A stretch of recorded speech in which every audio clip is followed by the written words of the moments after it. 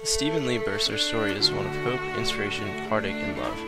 Last year, Salisbury University track and field, the university as a whole, all his beloved friends and family lost a wonderful young man. In late December 2011, Steve decided his time with us was finished, and it was with utter shock that ripped through the Salisbury University community like I've never seen.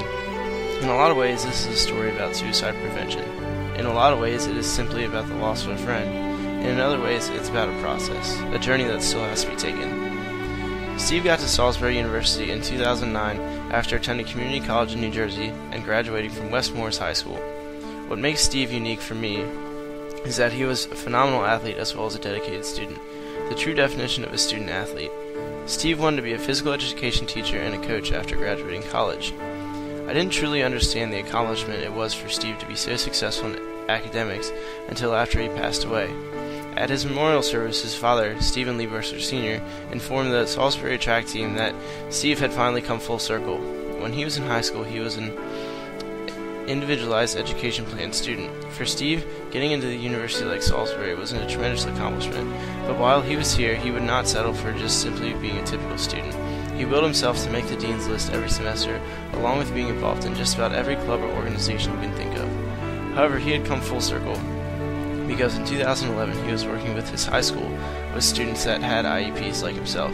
He had come back to the system that had helped him to ensure that others would have the same opportunities as he did.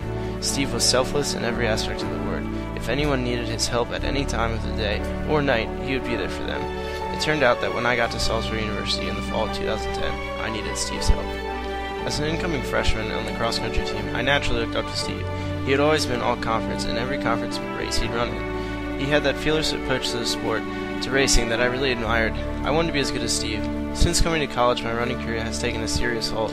I haven't run faster than I did in high school, and I've had more than my fair share of lackluster races. But whether it was through disappointment or success, Steve was there to help me. That fall, Steve was part of our team that went 1, 2, 3, 4 at our conference meet to win in dominating fashion. In many ways, I wanted to know the secret. Why could those guys run so well and I couldn't? Yet we ran the same workouts. I came to realize it was my mental approach. Steve carried himself like a champion. I wasn't. Instead, I was hoping that success would fall into my lap instead of going after it with all the gumption I could muster. I realized I had to change. I had to believe in myself. Fast forward 2 years, and I'm still working on it. 3 injuries later, I'm still hungry for that champion mentality I learned from Steve. Initially, when I heard about Steve's death, I didn't know what to think. There was the obvious sadness of missing my friend, and there was a fire in my gut, a chip on my shoulder. In a way, I just wanted to train so hard and show I could do it, make Steve proud. However, that still hasn't come. The fire is still burning, but the trophy shelf is still completely empty. Yet, I'm able to find a bit of solace from Steve still. He always preached to appreciate the process and that if you keep doing the right thing, success will come. As I'm left wondering about my future as a runner, I also wonder about how we can prevent things like this from happening in the future. Everyone that knew Steve said those last 6 months of his life, he was more grounded and well-rounded than we'd ever seen him. There was no sign of depression or keeping to himself, or any sign that would alarm us at all.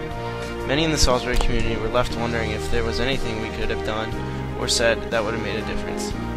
I just hope that for someone else who is so beloved by so many people, we can find another outlet for their frustration. Still, we carry on, missing Steve's ear, the ear smile that can be seen across campus, missing that unwavering work ethic and relentless support Steve brought to everything and everyone.